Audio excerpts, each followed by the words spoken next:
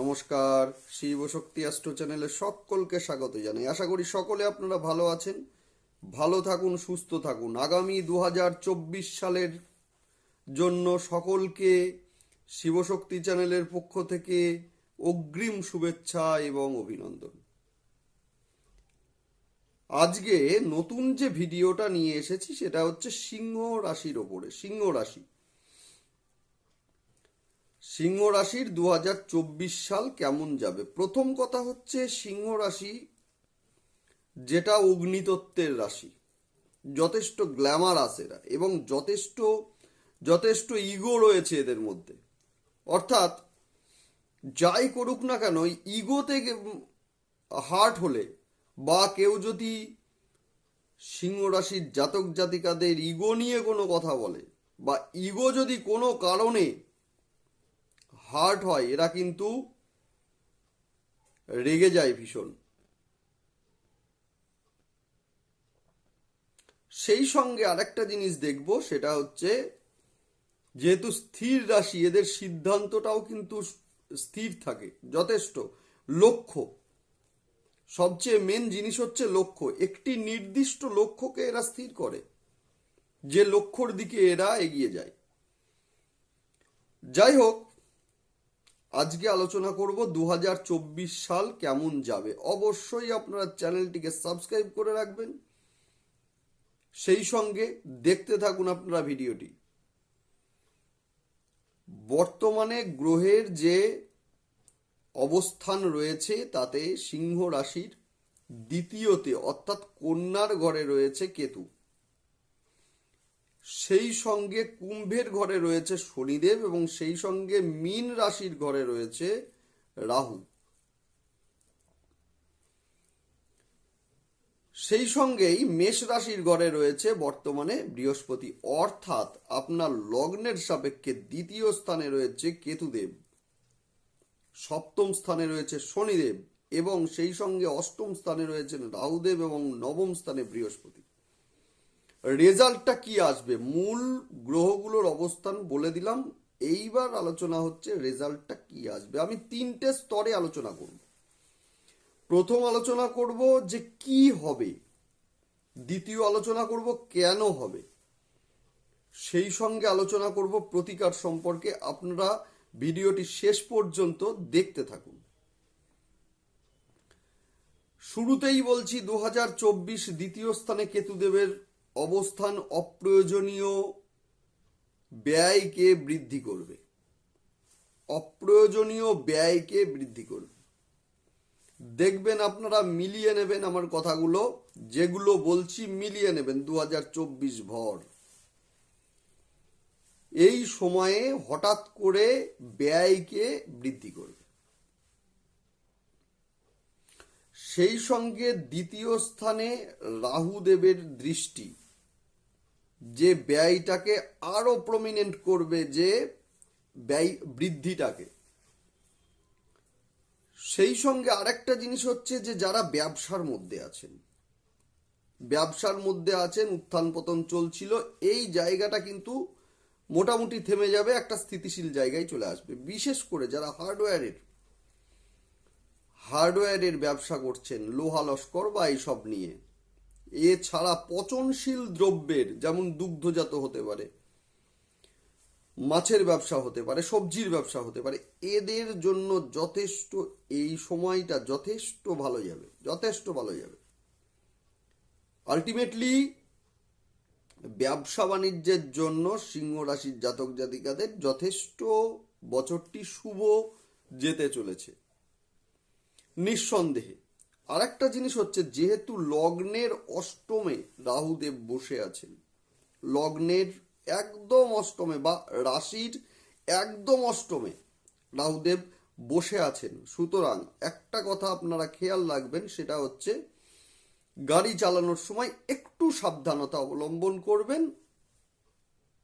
সেই সঙ্গে শ্বেতচন্দনের ব্যবহারটা বৃদ্ধি করুন, যথেষ্ট ভালো থাকবেন, ভীষণ ভালো থাকবেন, এই বিষয়ে কোনো সন্দেহই নাই। ব্যবসার জায়গাটা তো বললাম যথেষ্ট ভালো যাবে, ভীষণ ভালো যাবে। সমসপ্তমে শনিদেবের অবস্থান, স্ত্রী কিন্তু এই বছরটা ভীষণ স্পষ্টবাদী, সোজা কথা সোজাভাবে বলবেন, মুখের ওপরে বলবেন। নিঃসন্দেহে এই বছরে ধর্মীয় স্থান ভ্রমণের একটি সম্ভাবনা রয়েছে, যেটা স্ত্রীর কারণে হতে পারে বা নিজেদের কারণে হতে পারে, অথবা অর্থাৎ নিজের কারণে হতে পারে, অথবা বন্ধু বান্ধবের কারণে হতে পারে।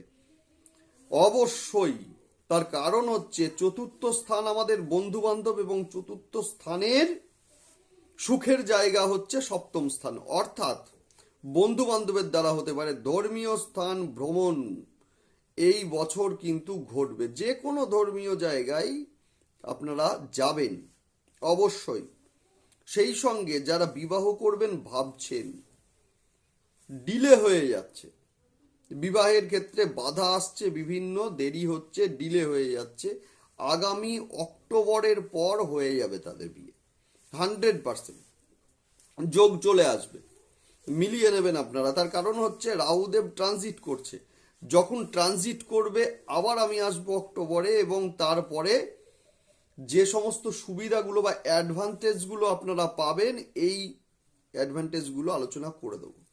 অবশ্যই আপনারা সাবস্ক্রাইব করে রাখবেন আপনারা চ্যানেলটি, যাতে ভিডিওর নোটিফিকেশনগুলো আপনাদের কাছে পৌঁছে যায়। নবম স্থানে বৃহস্পতি, যথেষ্ট ভাগ্যের সাপোর্ট আপনারা পাবেন। 2024 ভাগ্যের সাপোর্ট ভীষণ পাবেন। যে কোনো ঝামেলা হোক, যে কোনো ঝামেলা হতে পারে, যে কোনো সমস্যা সৃষ্টি হতে পারে, দেখবেন অটোমেটিক মিউচুয়াল হয়ে গিয়েছে। কোনো একটা যে কোনো থার্ড পার্সনের মাধ্যমে হতে পারে বা সাপোর্টে হতে পারে, দেখবেন অটোমেটিকলি সমস্যাগুলো মিনিমাইজ হয়ে যাবে, সমস্যাগুলো সমাধান হয়ে যাবে, সমাধানের জায়গা সৃষ্টি হয়ে যাবে। দেবগুরু বৃহস্পতি আপনাদের নবমে অবস্থান করছে।